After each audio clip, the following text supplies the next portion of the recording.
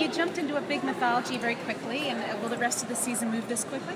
Yes, absolutely.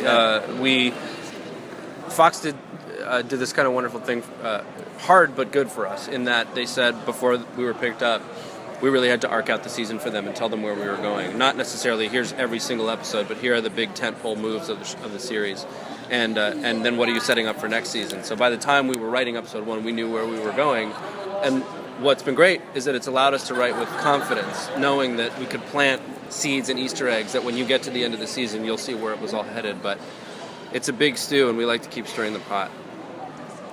You guys both have pretty big movie backgrounds, so what was it about this show that attracted you to coming back and doing more television? It read like a movie, to start. It really was, I think Alex and I both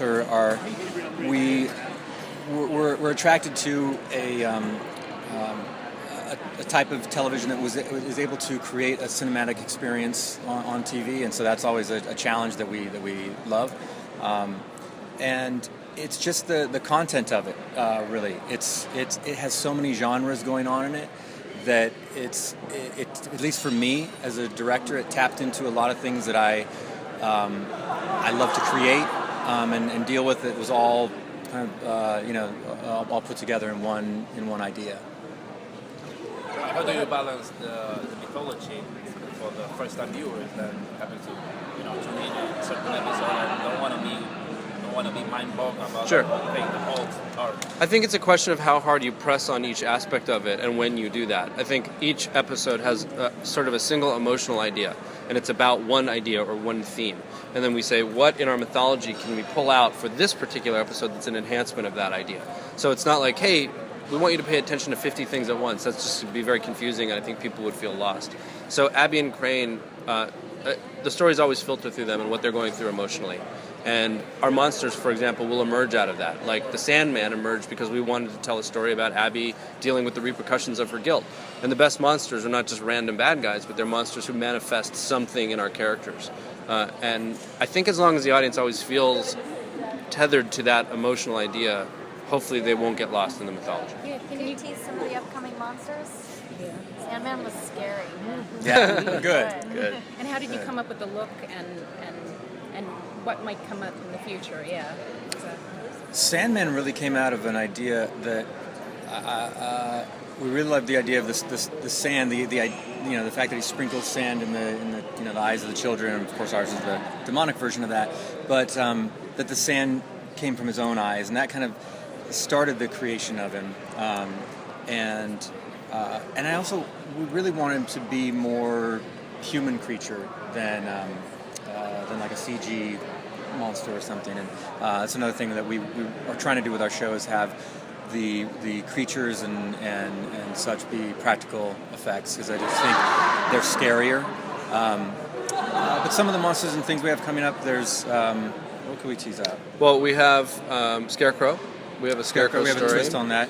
And all these creatures actually, you'll see like with the Sandman, we want to pay off a lot of these creatures that we all know some form of, but make sure that it's not random and that it is really tied into our mythology and even more so personally into our character's story. Same thing with the Scarecrow. That if we're going to do a Scarecrow in this series, it better be tied into the overall mythology, tie into the revelations, tie into how do we do that and put a twist on it so that it really does mean something.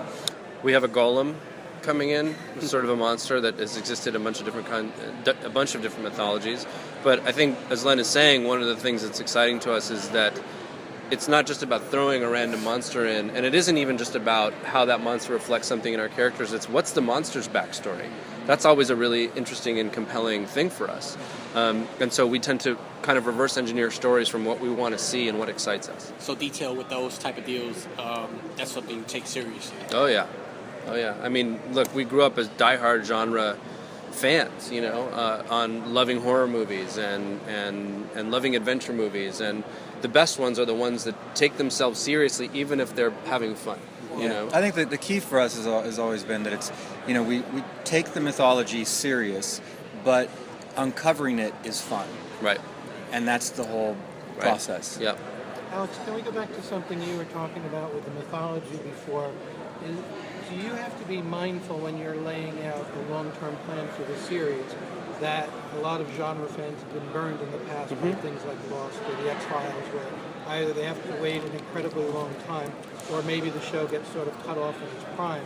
So on the one hand, you want to generate a long-term mythology, but does there also have to be sort of short-term beats, from month to month or season to season to satisfy viewers? 100% yes. And I think that we always intended that each episode would feel essentially closed-ended in terms of whatever that story was.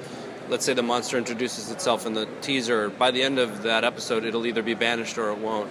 But so you'll feel the satisfaction of that. Just like if you were watching a cop procedural, there would be a case and they'd solve it by the end, one way or the other. But that monster exists in a much bigger spectrum. And so I think the goal for us is you get the satisfaction of feeling like your story is closed, but you know that it's part of a bigger picture.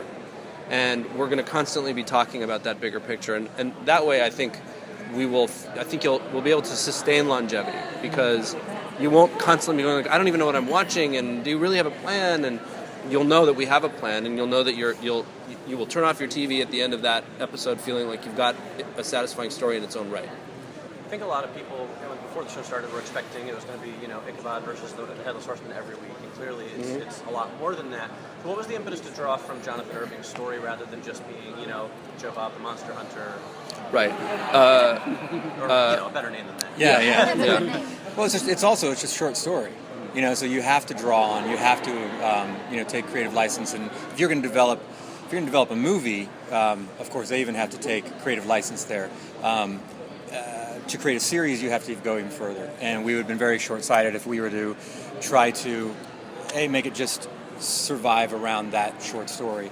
But really, honestly, tying in, taking the Headless Horseman and having him be one of the 4 horsemen of the apocalypse, that just set us running, with no pun intended. It allowed us a whole other tapestry, and it was either going to make sense or not. We pitch it. I remember we were pitching around, and we said, I don't think people realize that the Headless Horseman is actually one of the 4 horsemen of the apocalypse. I didn't know that. Well, but it sounds right. It just fits. And so there's obviously a lot of mythology there. What's more fun, tweaking the past or the present? Oh, you know what? It's interesting. They're both really interesting, and there's a couple episodes coming up. The 5th episode has very intense flashbacks, not just sort of flashes too, but a whole storyline that takes place in the past.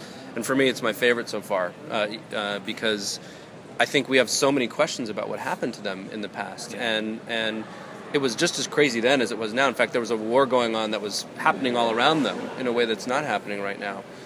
So I hope that we can keep digging into that, because I think audiences are really going to like that. Yeah.